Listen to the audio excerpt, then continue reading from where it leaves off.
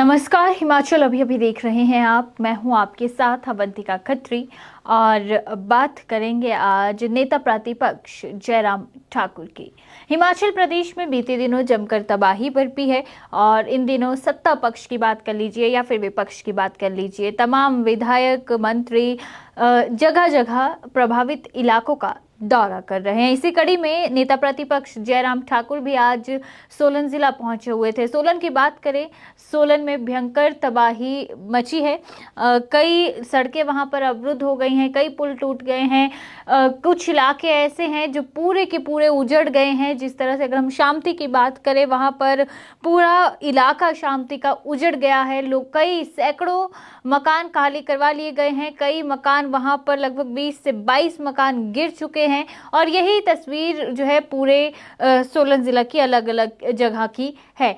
तो आज सोलन जिला में पहुंचे हुए थे जयराम ठाकुर, पूर्व सीएम, जहां उन्होंने अलग अलग इलाकों का दौरा किया। कसौली विधानसभा क्षेत्र के अंतर्गत पहले वो परवाणु, सूजी, चारजा, सिहाड़ी का उन्होंने दौरा किया और वहां का अगर तस्वीरें आप देख रहे हैं तो देखिए, आलम यह है कि यहाँ सड़कें टूट गई हैं, लोगों के घरों को काफी नुकसान हुआ है। उपजाऊ भूमि जो सोलन की थी, जो लोगों के खेत खलियान थे, वो खत्म हो गए हैं, पूरी तरह से नष्ट हो चुके हैं और राहत शिविरों में लोग रह रहे हैं, रैन बसेरों में लोग रह रहे हैं। तो ऐसे तमाम लोगों से आज जयराम ठाकुर ने मुलाकात की। इस दौरान उन्होंने प्रभावितों को राहत सामग्री भी दी और आश्वासन भी दिया कि बीजेपी से जितना संभव होगा वो इस विपदा की घड़ी में उन लोगों की मदद करेगी। साथ ही कांग्रेस को भी उन्होंने जमकर घेरा है। ये जयराम ठाकुर लगातार यही बात कह रहे हैं कि अगर हम कांग्रेस सरकार की बात करें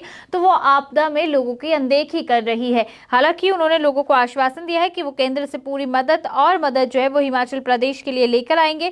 साथ ही साथ उन्होंने प्रदेश सरकार से भी ये आग्रह किया है कि इस क्षेत्र में जल्द से जल्द जो है लोगों के नुकसान की भरपाई की जाए और जल्द राज्य सरकार इस आपदा की स्थिति से प्रदेश को निकाले। जो रास्ते खस्ता हाल हो चुके हैं वहां पर उन्हें दुरुस्त किया जाए ताकि यहाँ के लोगों के आवाजाही की जो व्यवस्था है वो जो है थोड़ी बेहतर हो सके और जनजीवन पटरी पे लौट आए। पहले आपको सुनवाते हैं कि पूरे अपने इस दौरे को लेकर क्या कुछ जयराम ठाकुर ने कहा है और उसके बाद बताएंगे कि कांग्रेस को लेकर, सरकार को लेकर एक बड़ा हमला जयराम ठाकुर की ओर से बोला गया है। लेकिन पहले सोलन दौरे के दौरान क्या कुछ कहा उन्होंने, वो आप सुनिए।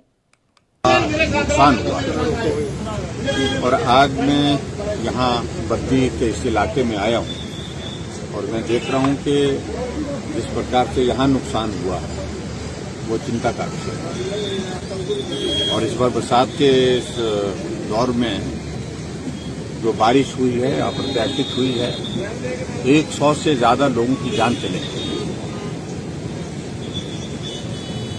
सड़कें पूरी तरह से नष्ट हो गई है या अवरुद्ध हो गई है। बिजली की सप्लाई बहुत सारे इलाके में अभी तक हिमाचल प्रदेश में रिस्टोर नहीं हो पाई है। पानी की सप्लाई अभी तक रिस्टोर नहीं हो पाई है और बहुत सारे इलाके ऐसा है कि जहां कम्युनिकेशन का सारा मैकेनिज्म जो है वो बिल्कुल तबाह हो गया। और यहाँ बद्दी में आकर के भी हम देख रहे हैं कि यहाँ पर भी जो 2 पुल है, दोनों पुल को बहुत बड़ी क्षति, एक पुराना पुल जो जहां हम खड़े हैं हमारे से पीछे जो बना था, वो पुल का एक बहुत बड़ा हिस्सा बह करके निकल गया और उसी के साथ साथ में जो दूसरा पुल नीचे वाला जहां हम अभी इससे पहले गए, जो हरियाणा को जोड़ता है, उस पुल का वो पुल भी एक तरह का लगता है कि अनसेफ हो गया है क्योंकि उसके नीचे के जो बेस पूरा हिल गया है उसका।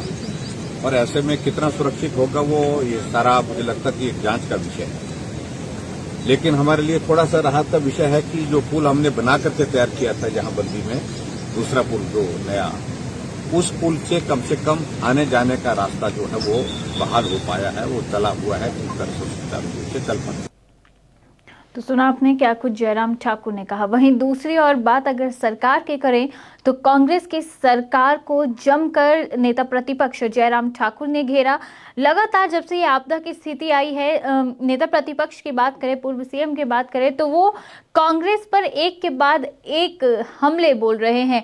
उन्होंने स्पष्ट तौर पर ये कहा कि देखिए, पहले उन्होंने कहा कि अगर हम हिमाचल प्रदेश की बात करें तो कांग्रेस की सरकार जो है वो इस पूरी स्थिति को गंभीरता से नहीं ले रही, आपदा से निपटने के लिए कांग्रेस ने तैयारियां नहीं की थी। और अब एक नया विवाद जो सत्ता पक्ष और विपक्ष में छिड़ गया है वो ये है कि केंद्र से जो लगभग 360 करोड़ रुपए के करीब जो राशि जारी हुई है हिमाचल को लेकर, उस पर अब विवाद दोनों दलों में बढ़ता हुआ नजर आ रहा है। क्योंकि सरकार ये कह रही है कि ये कोई राहत राशि नहीं है, ये हिमाचल को जो पैसा दिसंबर के महीने में मिलना था डिजास्टर फंड के तहत, वो पहले दे दिया गया है और उसके अलावा कोई अतिरिक्त सहायता नहीं मिली है फाइनेंशियल तौर पर अगर हम बात करें। वहीं दूसरी ओर जयराम ठाकुर ये कह रहे हैं कि लगातार केंद्र हिमाचल की मदद कर रहा है, एनडीआरएफ की टीमें भेजी हैं, चॉपर भेजे हैं।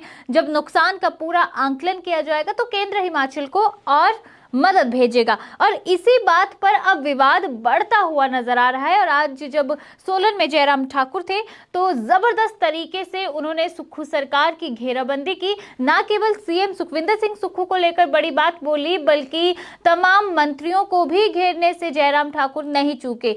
सीएम सुक्खू के लिए उन्होंने स्पष्ट तौर पर कह दिया कि सीएम को पहले यह तय कर लेना चाहिए कि वो किस हद तक झूठ बोलेंगे, क्योंकि एक तरफ वो कह रहे हैं कि हिमाचल को केंद्र ने 360 करोड़ रुपया दिया, लेकिन दूसरी तरफ वो कह रहे हैं कि केंद्र हिमाचल को कोई राहत या कोई जो है इस आपदा की स्थिति में किसी तरह की का पैकेज नहीं दे रहा है। वहीं उन्होंने कांग्रेस के तमाम मंत्रियों को घेरते हुए यह आरोप लगाया कि इस वक्त कांग्रेस के जो मंत्री हैं वो सरकार की नहीं सुन रहे हैं। क्योंकि अगर मंत्रियों की बात करें तो कोई सोनिया गांधी की पसंद है, कोई यहाँ पर राहुल गांधी की पसंद है, तो किसी को खड़गे की वजह से पद मिला है। ऐसे में तमाम मंत्री अपनी मनमर्जी कर रहे हैं और ना तो वो सीएम की सुन रहे हैं और ना ही किसी और की। बड़ा हमला जयराम ठाकुर का, क्या कुछ कहा है उन्होंने पूरी कांग्रेस की सरकार को लेकर, सीएम सुक्खू को लेकर, वो आप सुनिए। कि मुझे लगता है कि थोड़ा मुख्यमंत्री जी को इस बात को समझना चाहिए कि अगर झूठ बोलना है तो किस हद तक।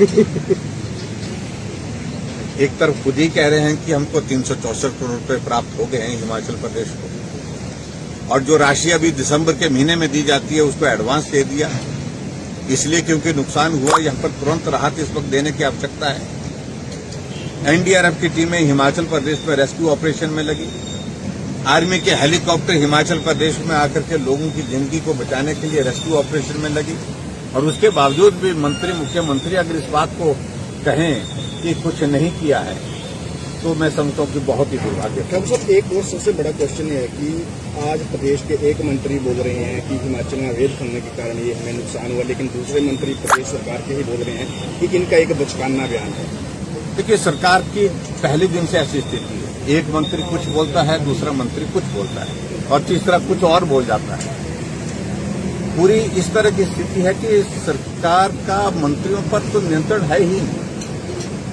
सब मंत्री बोलते हैं कि हम तो, कोई बोलते हैं कि हम सोनिया गांधी के आशीर्वाद से बने हैं, कोई बोलते हम राहुल गांधी के आशीर्वाद से बने हैं, कोई बोलते हैं हम प्रियंका गांधी के आशीर्वाद से बने हैं, और कोई बोलते हैं हम खड़गे के आशीर्वाद से बने हैं। अब मुख्यमंत्री को कोई जिक्र ही नहीं कर रहे हैं, और ऐसे में उनको लगता है मंत्री को कि भी जिनके आशीर्वाद से बने हैं हम उनकी ही बात सुनेंगे और यहाँ की बात सुनने। तो सुना आपने क्या कुछ जयराम ठाकुर ने कहा। बड़ा हमला कांग्रेस की सरकार पर बोला है, सीएम सुक्खू पर बोला है। हालांकि अब देखना यह है कि कांग्रेस की ओर से इस पूरे आरोप पर या ये जो निशाना साधा गया है जयराम ठाकुर की ओर से, इस पर क्या प्रतिक्रिया आती है।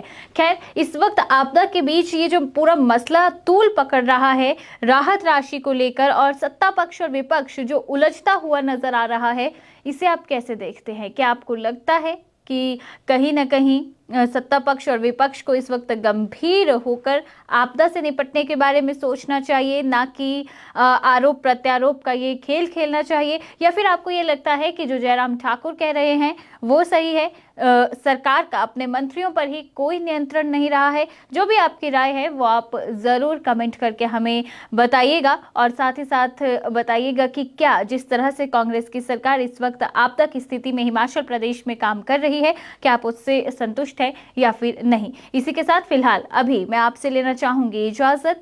नमस्कार।